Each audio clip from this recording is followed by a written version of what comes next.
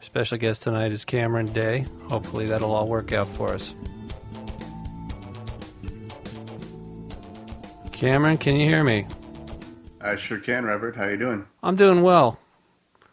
Thanks for coming on the show tonight. And I was very interested in your latest article. And, of course, your website is ascensionhelp.com. You've been helping people to ascend for some time, and I appreciate that. I've been sending some people your way. I do get a lot of emails from people asking me how do we deal with this problem of these mental parasites, or ankle biters, as you like to call them. So, you want to just dive into what you were outlining on your latest article? Sure, Robert. Absolutely. Thanks again for having me. It's always good to be here. My pleasure. And yeah, so that latest article was about a tactic that the dark forces, or the archons, if some people like to call them that. I call them ankle biters rather than archons, or sometimes I call them arch-yawns, like, YAWN, because they're somewhat tedious and boring at this point. But yeah. As a way for them to combat the influx of lightworkers incarnating onto this planet, they started doing a nasty bit of manipulation where at the time that the soul commits to the body, usually that happens right around the birth. Yeah. Your energy stream essentially intensifies and comes full force into that particular infant body. And so what they do is, at that moment where you're committed, they yank your energy out of that infant, stick it into another infant that wasn't of the family that you were choosing to come into or intending to come into. Yeah.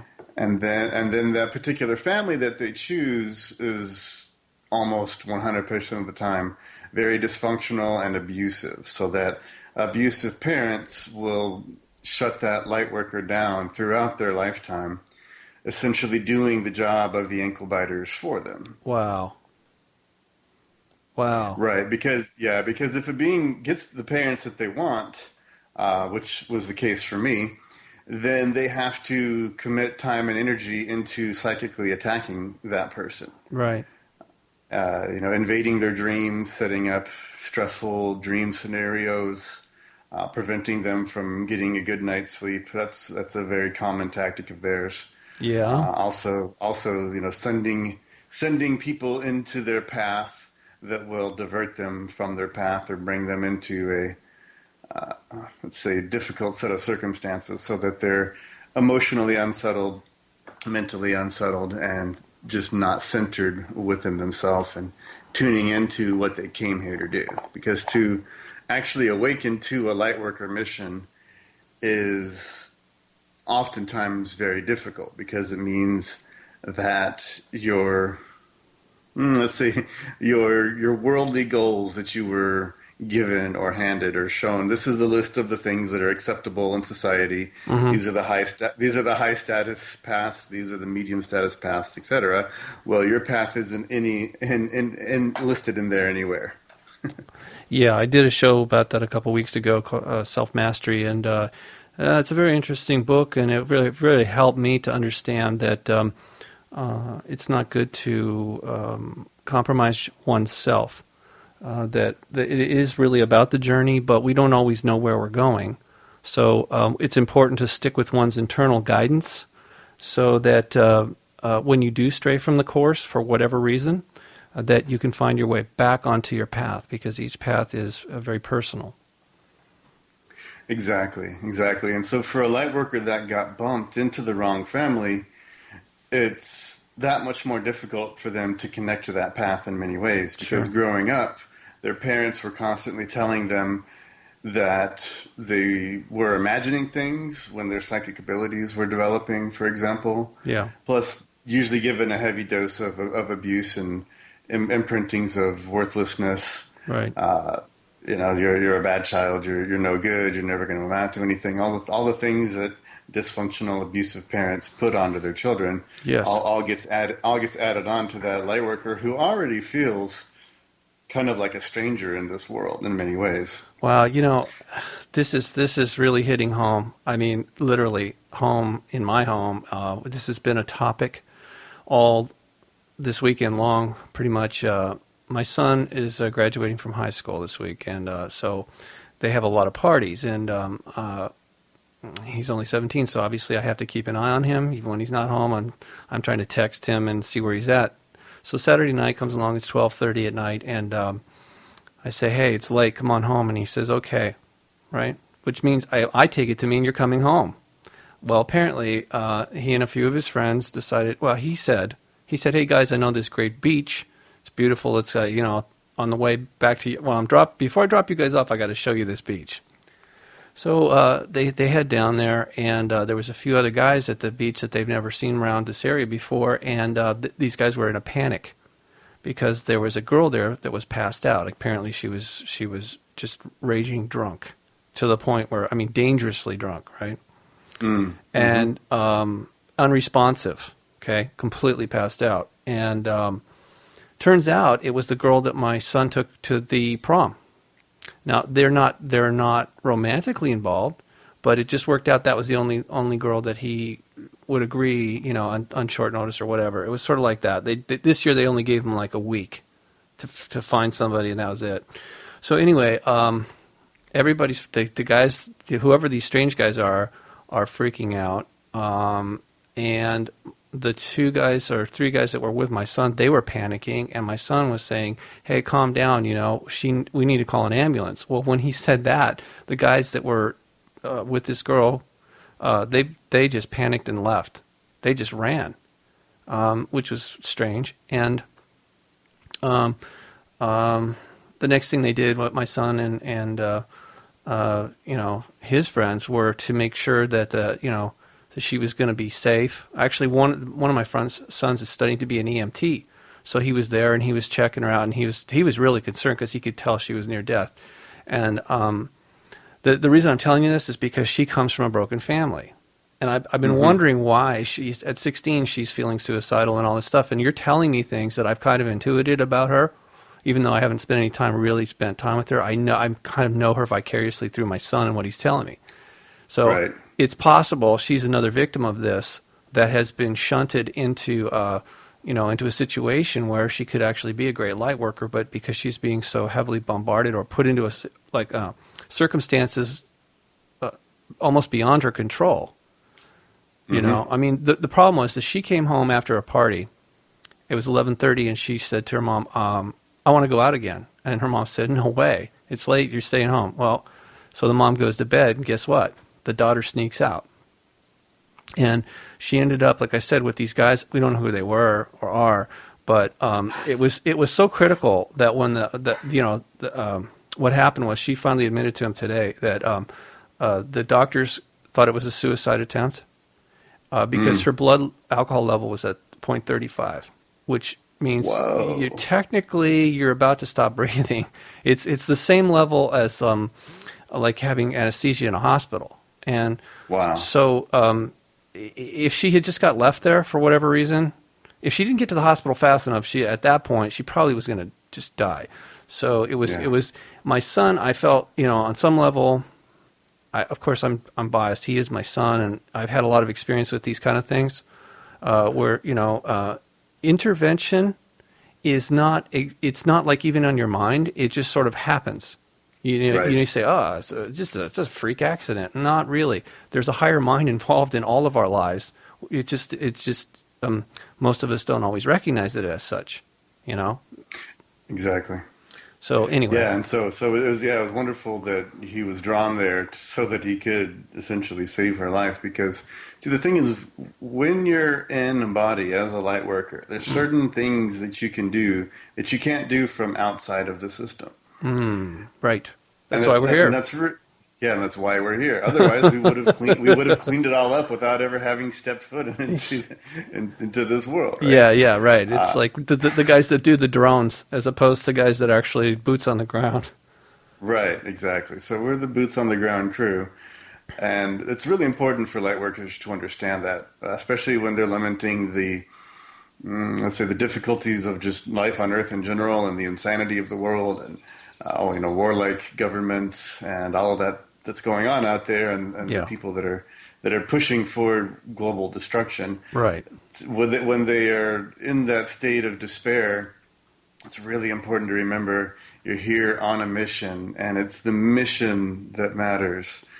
And it's not so much that your life circumstances are, how do I put it? It's hard to say this without sounding kind of callous, but essentially, we didn't come here to live really happy lives within the Matrix, right? We didn't come here to be celebrities and people of stature and status that the matrix of control can hold up as an example of how a person should be. Yeah. We came here to be the exact opposite. We came here to be rebels and misfits and screw-ups and just, people that rebel against the control on this planet. And so when you're a rebel, you're marginalized. And we knew that coming in, that we would be marginalized. So we knew that life wasn't going to be all roses and sunshine.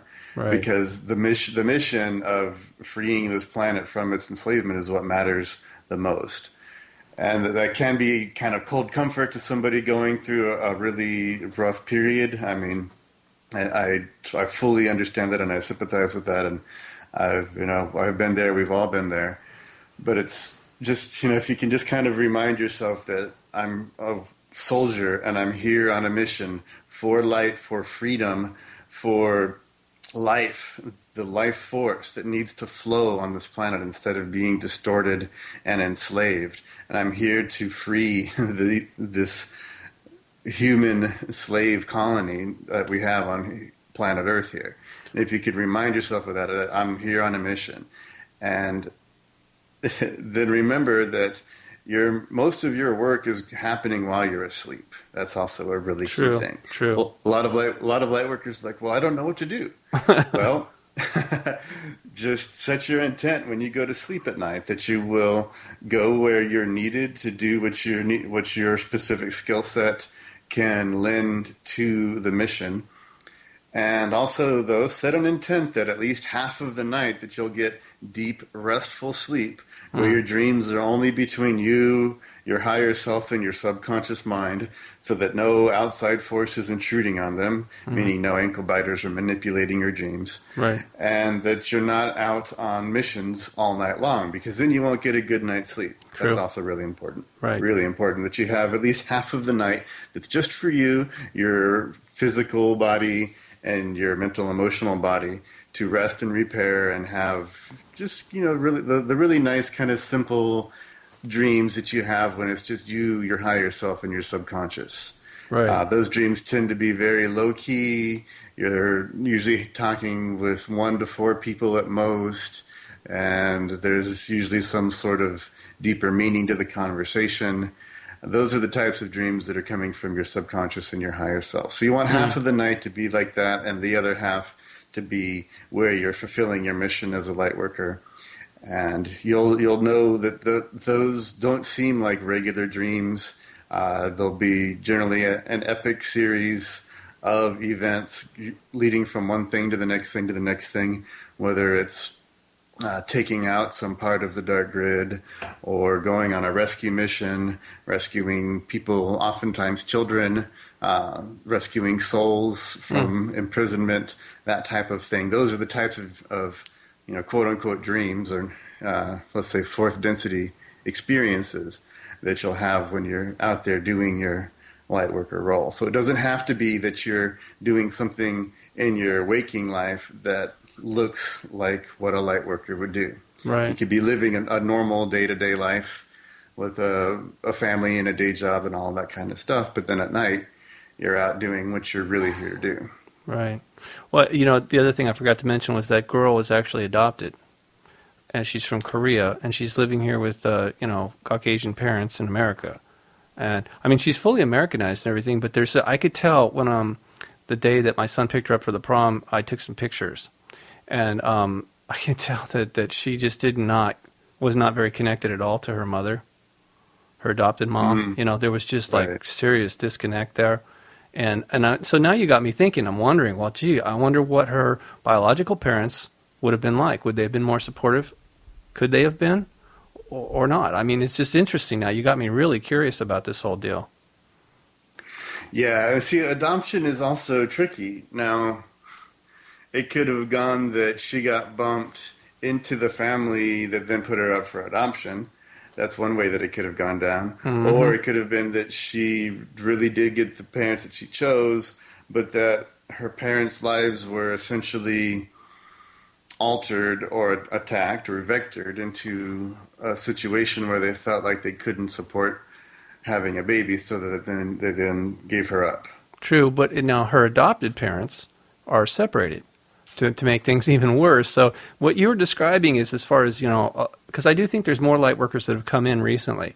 So I've sort of, I said, I don't really know this person, but I've briefly talked to her. I've taken her picture, and obviously she's been on my mind for the last few days after what happened.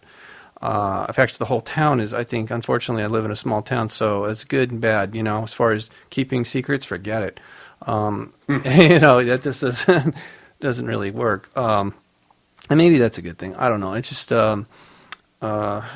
it's just really curious to me. Now, there was also a local talk show host was talking about her aunt and uncle had adopted a young boy who turned out to be extremely evil. Okay, I mean, and literally, they at some point when he became in his early 30s, they had to go to court, and because he was being so violent and disruptive. The judge said, "Do you want a restraining order against your son?" And the adopted mother said, "Oh no, he'll never hurt me." Well, he might not, but the ankle biters that are controlling him certainly could cause him to do you harm. I've seen that. And, I mean, it's obviously, to me anyway, it's very obvious. And I was trying to impress that upon this talk show host that through email. I was just trying to basically assist her into seeing things a little differently, because I know she's Christian, and I was trying to help her see it from that perspective, that Christ cast out the demons, and it was just like not that long ago, and they're still here with us, People have turned away from it like, oh, that was back in the old times. No, but that doesn't happen anymore. That was just a bunch of superstition. Right. Sorry to say that, that's one of the, I find actually this is probably going to be the biggest hurdle, but probably the most simple thing to do is to explain to people, and that's actually what I've been doing, is writing my next book about this in a way that can summarize for people how prevalent this is, not only in the past, but in the present. Yes, and that is a really big obstacle for people to understand, because how do you take a person that has their entire life listened to what the media has told them, been indoctrinated into the idea that their particular country, whatever country that it might be, is the greatest, freest nation on earth, because it's not just the United States that has that kind of rhetoric. Sure. Many other countries do. Yeah. How do you tell those people that they're elected officials who they respect and admire, along with most of the people in the finance industry, and on and on and on, are actually part of a secret, we'll call them satanic, for lack of a better word, cabal that engages in the most heinous acts that you can possibly imagine. Yeah. So heinous that you don't even want to imagine, that your mind recoils away in horror. Yep. And that they do this on a regular basis. Yep. As part of their secret religion, and that they're essentially running this planet, and that this same dark secret religious cult has run this planet for at least 10 to 12,000 years. Yeah, since they took it over. And that's really, again, that's part of what I'm saying. I start in the past, because I kind of like to do timelines, so that's how I write my books, so far anyway. So I give people a summary of how the universe was created, or I should say how universes are created, and our role in all of that, okay? So I give them a little orientation, a little context here of, why universes keeps blooming, essentially, and will keep blooming, So and then I tell them, essentially that the God of this universe created a perfect world and a perfect universe, and at some point this infection did come in from outside. Because the only alternative to that perspective is that God is psychotic and created a demented universe that is full of destruction and death and suffering, etc. So, I mean, if you buy into the idea that we are created in God's image, right, and that he or it created this entire universe, then you have to ask yourself, why is it so messed up? Was that by design? Was it by accident? I mean, these are important questions, and like I said, it's really helping to put put things into context, in my opinion, that in a way that it just hasn't been done yet, especially when it comes to religion. It's a huge guilt trip on people, and I know it can help, but in large measure, I think it has hurt people. You can see all the major religions have had internal conflicts as well as external conflicts that have led to bloodshed, torture, and just general mayhem. And so you gotta look at that objectively. I mean, in fact, be more specific. I was shocked as I started to looking into the Middle Eastern culture about their relationship with these beings, and what they call them as jinn, or the genie. We would call them genie. They are not benevolent by any stretch of the imagination. No. Right? And so as I looked into it, and I thought, wow, I mean, this existed prior to the rise of Islam, and there's just so much evidence there that's being overlooked or suppressed that it was shocking to me. I mean, I don't want to give away the details right now because I really want to present it all when it's time. When I get the book out, I'm actually going to summarize it for people, as I do not only this show, but I do a lot of interviews. I think it's going to shake our society to the core, and I mean human society here on this planet will simply just be shocked. I know I have been multiple times, and this is how I kind of know when I'm doing my work, is as I go forward, I keep an open mind, try not to be judgmental at all, just keep an open mind saying, okay, what else do I need to know about this subject? And it just comes. It just comes, and it keeps coming and coming and coming. That's why I kind of knew, actually, the last time I did Coast to Coast about the jinn. After that show, I realized I have to write about this. I just have to write, not just about that, but all that I've learned in the past few years since I've gone down this path. And, Cameron, I was thrown into the deep end of this back in 1985, right? I kind of knew about these things, but I never really, it's not like I believed it. I never really experienced it full bore in my face. Like, it felt almost like it hadn't directly affected your life yet. Yeah, because it wasn't hypothetical at that point. It was happening in front of my eyes, and I was trying to make sense of it. And like I said, you may have heard this before, but it literally took me decades to come to the point where I knew it was real, but I didn't know quite how to tell other people about it. And so I had really, most of my writing about it, I preferred to write about it as fiction. But now I see why I could never finish that as fiction, because it's not fiction, and that would have actually made the problem worse if I'd put it out there in the public as though it were just another idea, of mine. And it's not. It's not at all. Exactly. Yeah, and I think it really is important to admit that, look, we don't have all of the answers, but we do have a lot of information. We all have pieces to the puzzle.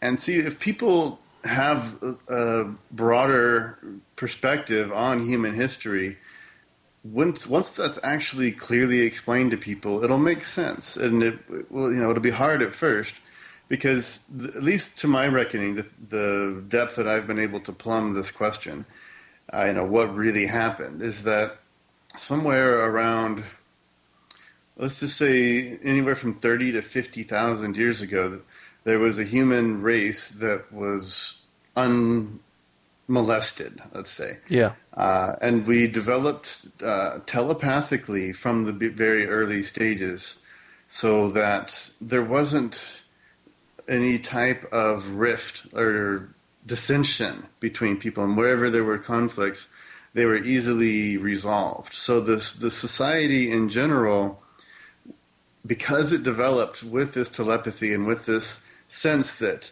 everyone matters equally, and that humans had a deep self-love, a love for themselves and a love for themselves on a species-wide level. So everyone loved everyone, essentially. So a society based on love and telepathic communication is unimaginable practically to people right now. Right. And that society had, at least again, this is the best I've been able to determine through deep meditation, probing this question, searching through what my higher self has shown me, what's in my DNA, and going back as far and as often as possible, that at some point there was, during the technological phase of development of the original Earth human species, that there was a point of beginning to harness large amounts of electricity or electrical power, and that there was an accident, and a catastrophic accident that essentially melted the poles, or the North Pole specifically, almost instantly due to the magnitude of the explosion. And that created the inundation of all of the coastlines, wiping out 90% of the populace. Now, people think, oh, that's Atlantis. Well, no, that was the first time that had happened, was in this time, and this was before Atlantis. Right. Now, the remnants of that culture, as they rebuilt themselves, they eventually got to the point of what we now know as, or think of as, the Atlantean culture. Mm-hmm. And that took them about 20,000 years or so, give or take, to get to that point. But see, in the interim time, that catastrophe was the opening that the consciousness parasites, the ankle biters, that's what they needed in order to begin to embed themselves into human consciousness. They needed a traumatized race. And that trauma of the original Earth cataclysm has stayed in the human mind and been an opening, a wound, an open source or an open wound that allowed the ankle biters to begin manipulating human consciousness. So by the time we got to the Atlantean era, there were humans that were essentially completely corrupted by the dark forces. And they presented themselves, of course, as people of high esteem and sought out leadership positions, much as we see in today's society. Right. Now, and then in the Atlantean period, it was a mix, though. There was still a fairly high vibration on the planet. The human DNA hadn't been, at least to my knowledge, by that point, hadn't been altered to what it is now. So people still were pretty telepathic. They still had a lot of what we might consider ascended abilities. But then the ankle biters and their third density minions. See, they have minions in third density. They love to control third density races. Right. And they have highly technologically advanced, very warlike third density races that are under their pretty much complete control. Right. So they engineered then the second cataclysm of the Atlantean era, again wiping out a good majority of the populace because everyone loves to live at the beach, right? Yeah. I do. And yeah, and so it's and the thing is, ankle biters love to reuse or copy and paste. Certain events. And so an Earth cataclysm is one of their favorite things to copy and paste. So they re-traumatized humanity all over again. They brought in their third density overlords, this time to now enslave the remainders and begin genetically modifying them so that they would be good, docile, ignorant, controllable slaves. And that then was the era of, and it didn't take them very long to, get their essentially reptilian DNA added to the human DNA, or increasing the amount, let's say, of reptilian DNA so that that reptilian brain would be reactive, aggressive, warlike, uncompassionate, unsympathetic, unempathic. So it made that part of the brain much larger, shrunk the frontal lobes, reduced the human DNA down to just a two pair base pair. And I think, I haven't confirmed this, but I'm pretty sure that's the point when they brought in the moon as well. And the moon being the entrainment device that entrains human consciousness and holds it into this low frequency pattern. The moon is essentially like a transmission station, Right. Transmitting this low frequency onto the planet, onto all the people on the planet, keeping it held in that state. Yeah, infrasonics. And That's right, where and so that's what's one of the paranormal frequencies. 17 to 19 hertz. It's below our level of hearing, but when people are exposed to it, they often see or feel things that are normally not seen. Exactly, and so that's been the last 12 or so thousand years. Is a completely manipulated genome, and the race being held in this low frequency state, so that we would produce continuous and copious amounts of low frequency emotional energy. Because the human soul is so powerful, we can create anything. That's one ability they don't have. They can overlay, they can distort, they can conquer. They're great at conquering, they're great at enslaving, but they don't have the ability to actually create like humans do. So they rely on humanity to do the creation for them and to create the energy that they need, because these are fourth density parasites, and they need an energy source because they've turned away or cut themselves off from the unlimited universal source. So they're kind of on their own, and they're looking for food always. And Earth is essentially a banquet for them. Smorgasbord for critters. Yeah, exactly. Please hold on a moment. I'm going to take a quick break here. I'll be right back. Okay. Cameron, we're back. How are you doing over there? I'm doing great, Robert. Yeah. I just would like to pick up on that narrative where we left off. Sure. That now, for 12,000 years, we've had hidden controllers. Let's call them the third density pirates that serve their fourth density inkle-biter overlords. Right. And they have been staying out of sight for the most part for, let's say, the last, 6 or so thousand years. They've just been pulling the strings from behind the scenes using human proxies. Right. And also the occasional, let's say, human spacesuit. In other words, what walks and talks like a regular human is being piloted remotely like a drone by an ET somewhere. And that's the kind of stuff that it's really hard to tell somebody that you can't put that out on the table right away. You've got to kind of build your. Oh no, I'm familiar with that. The Robotoids. Yeah. Dr. Beater, actually, he did a radio show out of Washington D.C. I didn't know that till recently, but I learned about him back in the 1980s when I was just starting to get into all this as a way of trying to figure out my own life circumstances.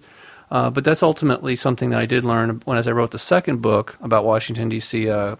Covert Encounters in Washington D.C. Is the conclusion is if you haven't read it, it's pretty amazing about how it was clear to me that demonic possession was actually quite common in Washington. It's just that not everybody's head spins around. It's not as obvious as in the movie. Now, that was a dramatization of a real event, okay? Right. And what most people don't understand is that there's a demon in the Capitol. Well, and that's where they make all the policy from. So, it explained a lot of things. Like I said, I was very uncomfortable being the messenger of that kind of bad news. But, somebody had to say it. Somebody just had to bring it up. Exactly, and it does need to be put out there. See, there's this major problem in the New Age that you can't look at anything negative because through the law of attraction you'll attract it to you, and they say,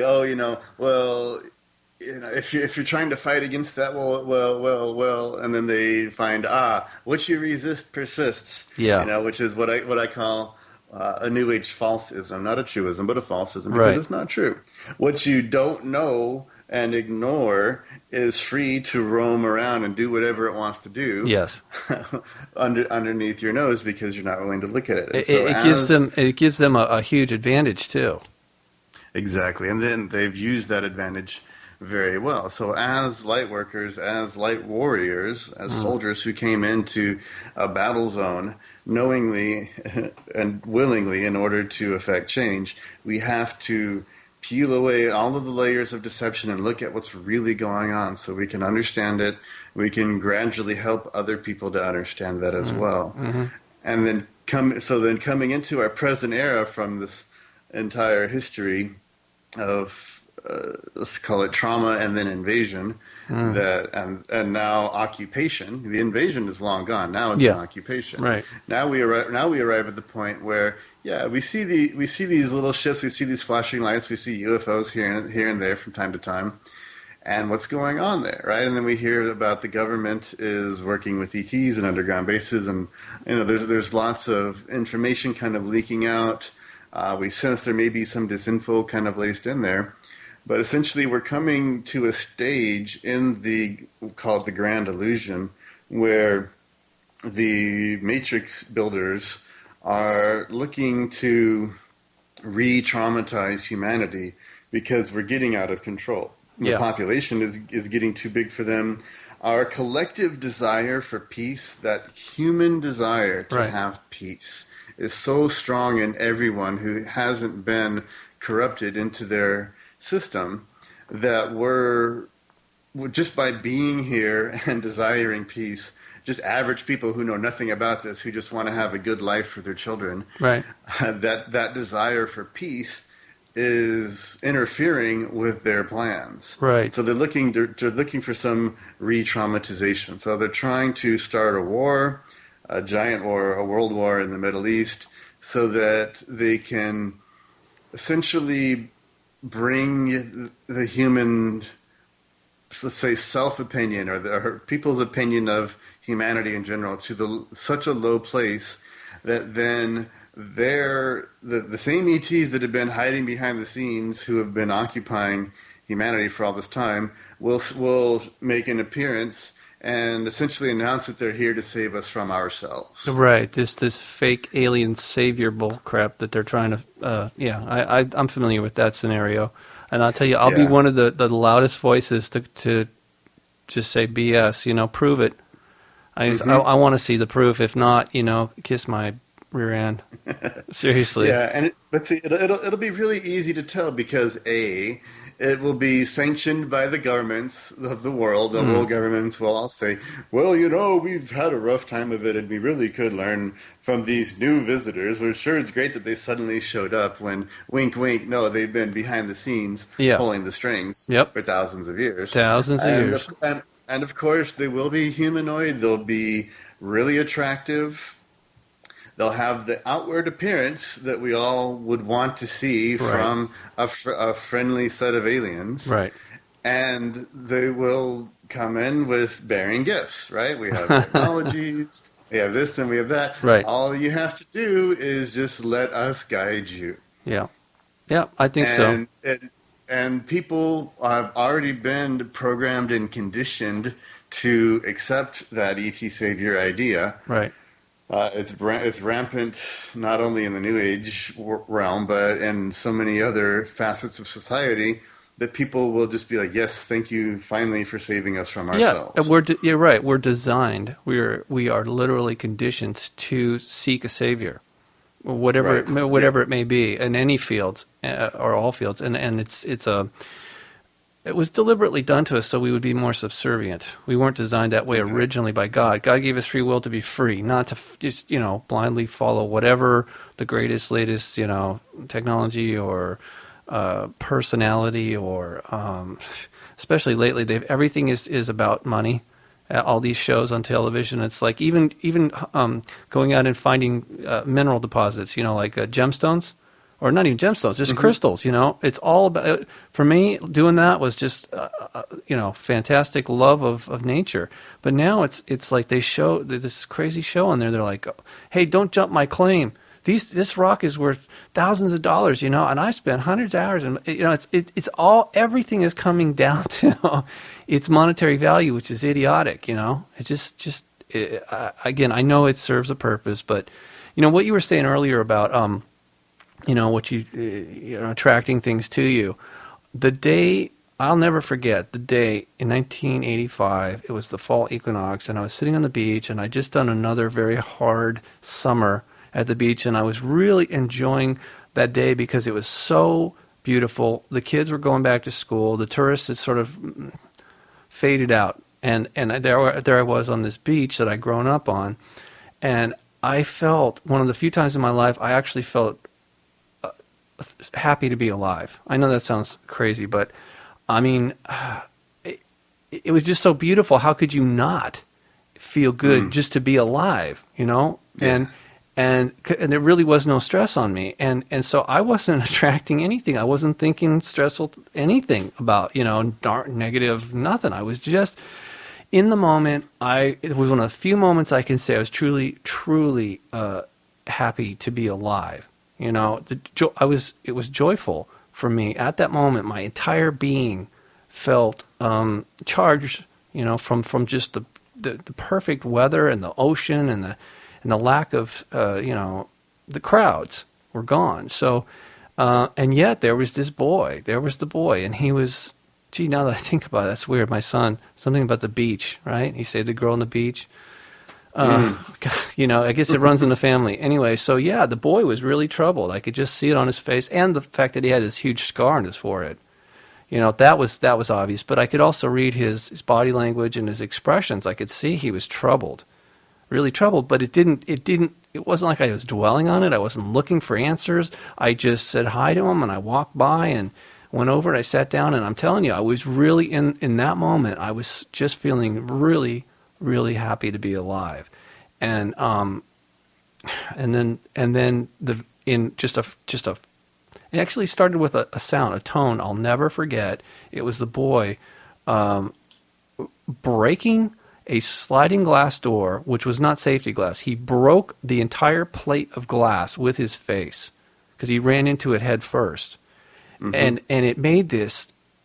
I'm very sensitive to tone. Because as a musician, I was raised as a musician by my mom. So we always had pianos and violins. And, I'm very sensitive to these various frequencies. And that sound was, I've never heard anything like it before. It was a little like a bell, but not really. And, of course, there was the crashing sound involved in that, too. The breaking as well as this. Well, glass is really weird. It vibrates, right? You ever seen it like in a wind or it'll kind of vibrate. So it had a very unique tone to it that it just wrenched as it happened. It was so weird. It was like a reflex. It's like somebody just wrenched my head towards that sound. Like, what the heck was that? And I'm literally, at that moment, time slowed down. Now, my life wasn't in jeopardy, but why would my vision slow down? Why would everything slow down at that moment, except that instinctively I knew that this was a moment of... it was a life or death situation.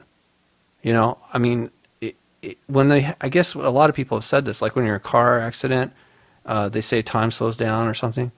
But it was weird. I mean, it was really weird how your senses kind of change. You could become like hypersensitive, right? And it also proved to me that time really is an illusion. In some ways, it really is. If you can slow down time, I mean, what does that tell you about time? Exactly.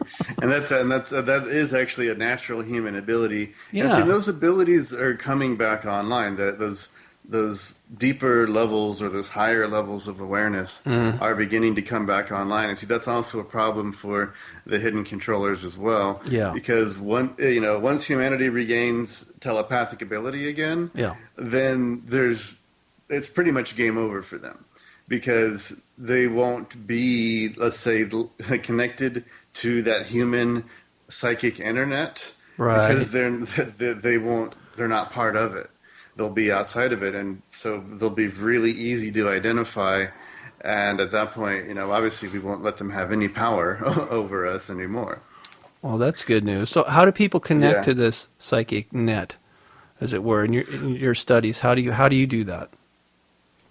Well, I have a system of getting clear, and that's really the first step, is clearing off all of the falsehoods, the falsities, the false isms that this life has put on you. Because you're not this human being. No matter who you are, whether you're an original human being and you've been incarnating for the last 50,000 years, or whether you're a light worker who just stepped into a earth body for the first time in this life, regardless of that, who you are is far beyond any single lifetime or any series of lifetimes. Right. And so your greater consciousness is waiting for you in your subconscious mind underneath all of the things that we build up as our identity. So I have a self-clearing system on the website at ascensionhelp.com. The first level, it's a little over an hour. It'll take you to get through it all.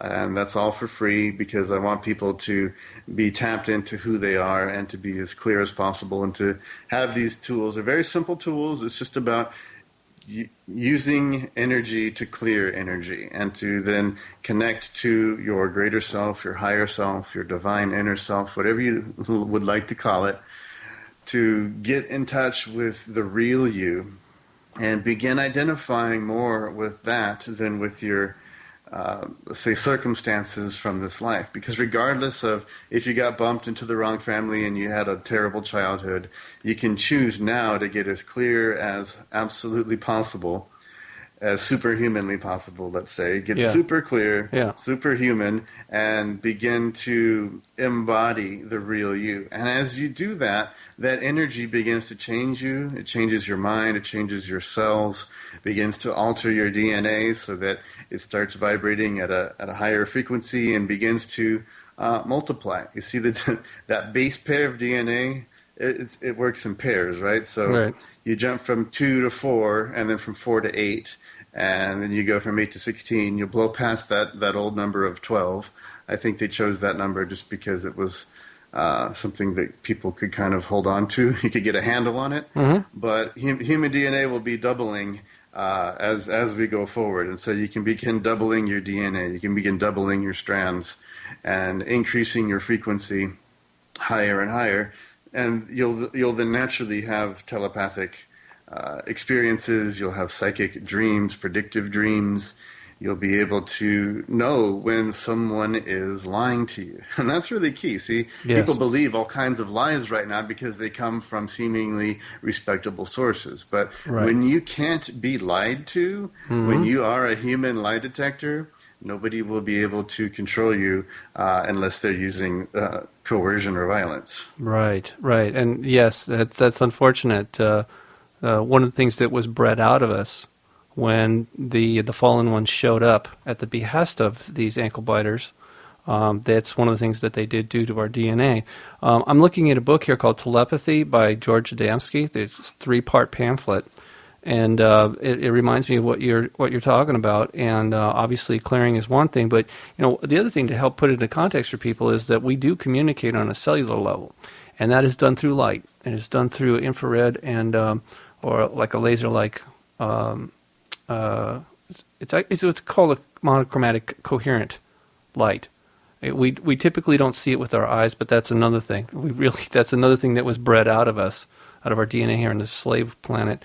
It went from a paradise planet to a prison planet in a very short time. I know you described it. I have a slightly different timeline that I adhere to at this point. But what Adamski is saying here is, everybody is sensitive. It's just some people are they're still laboring under the illusion that they are not, because like you said, they've been raised to believe that. So one of the things about The Matrix, the movie, is I think is such a perfect analogy. Obviously it was a metaphor for our true situation, and a lot of people knew it, but they didn't really have all the facts to say, "Wow, here's why." We literally are the batteries for these creatures, and they've created this illusion for us so that we will continue to produce for them. But we have to be contained So this is one of the things you're saying. You're right, absolutely. They had to cut our connectivity to not only to each other but to the universe, to the creation, and because like it is important for not only knowing the truth but knowing who we are, because we could actually see once you actually connect your light to the greater light.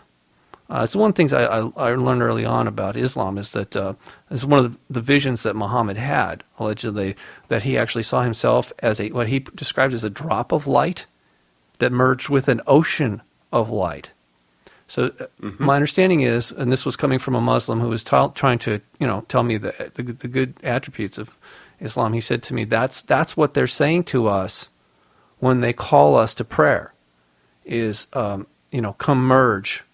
merge with the ocean of light, which I thought was pretty amazing, Absolutely. But you don't hear that. And exactly. That spirit of the truth, that's in all religions, but then they build up all of this other stuff around it. They basically build up darkness and what I call false light around it. And so there's lots of false light beings out there, so I would just urge everyone not to believe everything you hear, especially if it's coming through, let's say, a channeled source. Most of these channeled beings are receiving information from, we'll just call them the deceivers. Yeah. And they're essentially telling people, just hang tight, everything's fine.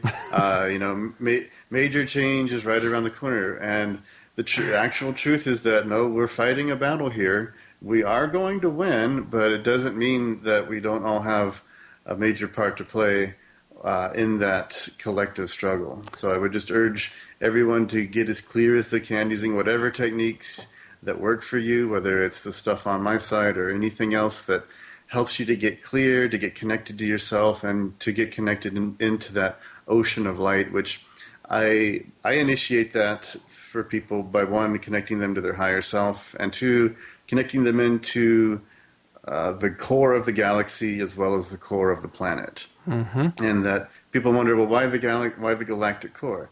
Well, there's a consciousness of the galaxy. The galaxy is a sentient being, and that sentience resides at the core. So when you connect to that being, it's like plugging into a cosmic pool of light. So it's that little drop connecting to a big drop. Now, as you progress, you'll go beyond that, but initially that will give you that connectivity and that awareness that you are much, much more than your body or your thoughts.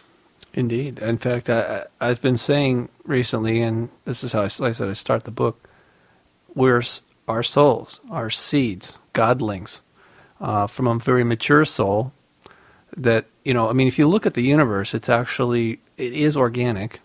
It follows the patterns of nature. Okay, because obviously that everything in the universe is nature, but it's a pattern that we know very well. It started from a seed. Okay, even if you don't really think the Big Bang is the best explanation or theory, this is what it appears from our perspective, is that it grew from a seed, a singularity, whatever you want to call it. Okay, mm-hmm. I personally believe it was a soul that was reached a point of maturation where it was ready to now itself go to seed. So it's like, a tree, right? A giant tree is contained within one little seed. Okay, it takes mm-hmm. time, and in the right conditions, it grows, when it's mature enough, it drops a bunch of seeds, which then go on to become a whole forest of other trees, and so on. So I think the universe is the same way. It was a soul that became mature enough. It it left its parent universe and went into an empty what we can conceive of as a relatively empty space now. Let's say, call it an open field, and it bloomed. It bloomed into a universe, and it literally that seed matured into a full-blown universe, and then that universe itself was populated with extensions of itself. It's the holographic fractal. So the pattern just keeps repeating itself again and again. Each time it's unique, but it's essentially the same thing. It just repeats itself. We see that in nature all the time. So why would the universe itself be, if that's what the universe created, then obviously the universe is it's part of it's that's part of its the process, a natural process. And I've never seen it quite explained like that before. I'm not going to take credit for it. I'm just saying that this needs to be, people need to be reminded of this so they know who they are, as opposed to being lied to and saying, you're guilty of sin, and that's why God had to, destroy the planet with a flood. Sorry, Right. That's not true at all. That is not, that's a lie. Right. And that's again where the distortions of religion have to be overcome. People need to essentially have their own understanding of the greater truth and not look to anyone else outside of them to deliver that to them, because then it's just a belief. Right. If somebody's told you something and you decide you're going to believe that, it means that you don't really know it. You haven't had an experience. You haven't had an experience of it. You haven't had an awareness that led you to an understanding. It's just not knowing and believing what someone else has told you. So we need to step out of that, step into knowing, or embrace the reality that oftentimes there's things that we don't yet know. And we can just say, I'm not fully clear on that, but I'm going to keep questioning and seeking answers from within. Because inside of you is everything that you need. Right. It's not about having an external source to fuel you. You are that source that you're seeking, and that source is inside of you. It's in your heart. So that's where we all have to turn to get our answers. Right. And that was one of the key turning points of the character of Neo in the movie The Matrix, is he began to believe that he really was the one. And at that point, because his consciousness was unencumbered, he became the one. Because this is the thing about consciousness, it's primary. This is the other thing that has to be completely done away with, is this nonsense that consciousness plays no role in creation. Science has tried to divorce us from that understanding. And we do play a part in all this. We have a huge role to play, but we've been pushed off to the sidelines like, no, just be spectators. Right. Yeah, and the idea is that it's a mechanistic system, and that you're just a cog in the machine. But that's programming that comes from a mechanistic consciousness that doesn't have creativity, that isn't really part of the creative process. It isn't part of the life force. It isn't in that flow. It's working against that flow. It's trying to dam it up and bottle it up and distort it into a frequency that it will fuel its own, let's say, perversion of the life force. And so because these beings are against the life force, their days are numbered. Their reign of terror is going to come to an end. It's a mathematical certainty. It's a universal certainty that they are already being contained. And that effort to contain them is something that we are all participating in to some degree or another. And the more we can do that, the more we can consciously do that, the more we can, let's say, state our intent that we're going to be part of that process. We're going to be on the team of the divine light that is encircling this darkness to contain it and prevent it from ever spreading again. Yeah, I mean, right. That's why I said I think it's an external thing, and that the body of this universe, everything you're describing is contrary to what we know about the creative force, right? So how could a creative force also create a destructive force, or why? Better question is, if it's a conscious universe, why would it create something like that in itself? It sounds more to me like we're describing an infection.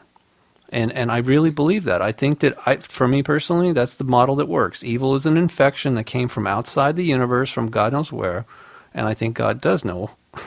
But it's still a mystery to us. The point is, it's here and needs to be dealt with, okay? And originally, the infection, the body of the universe, or the creation, had no immune system to this infection because it didn't even exist in this universe.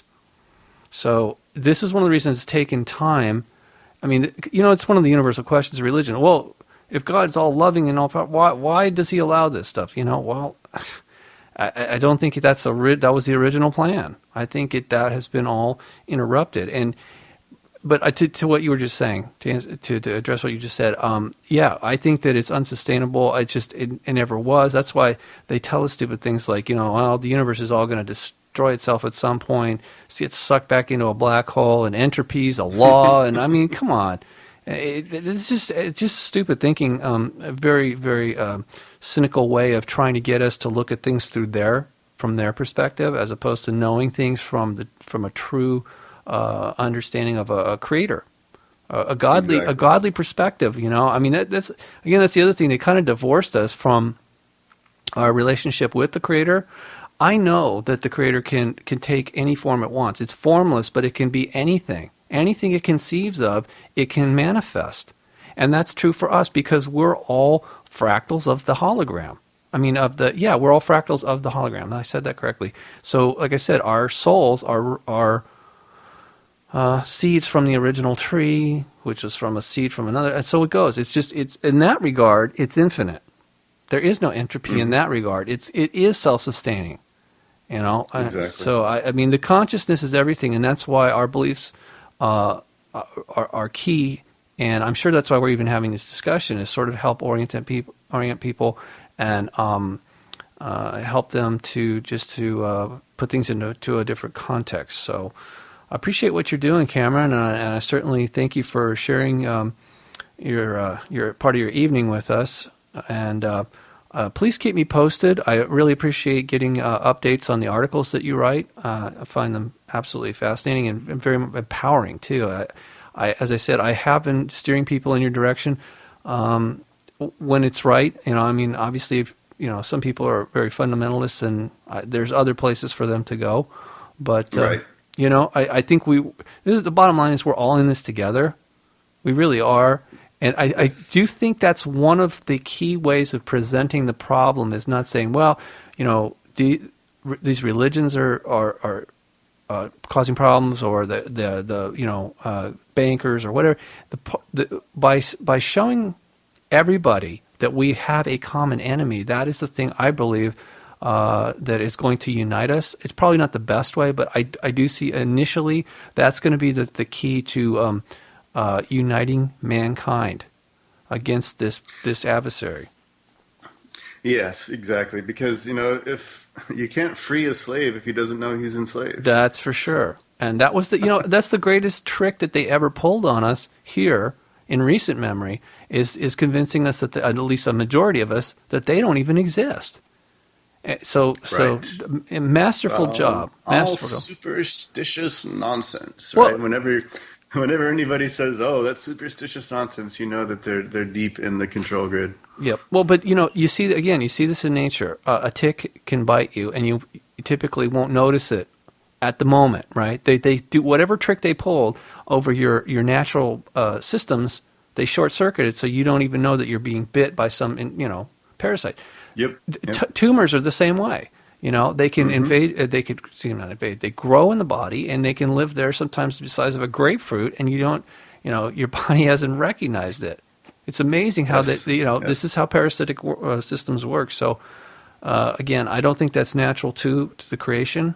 It certainly runs counter to creation, and I can't imagine why the creator of any universe would manifest such a thing, but obviously it exists, so we have to deal with it. And that is the bottom line. Right, yeah. I mean, and I'd love to some other time go into the discussion of why it exists, how it was allowed to exist, or where it came from. Yeah, that'd be fodder for a very interesting show. All right, Cameron. Thanks a lot. You have a great evening. Thanks, Robert. Take care. Well, there you have it, folks. Another episode of the Unicus Radio Hour. I certainly appreciate spending time with you, as always. So, I hope you all have a very, very good evening. And I look forward to our next adventure here together on the Unicus Radio Hour. Until then, good night and God bless.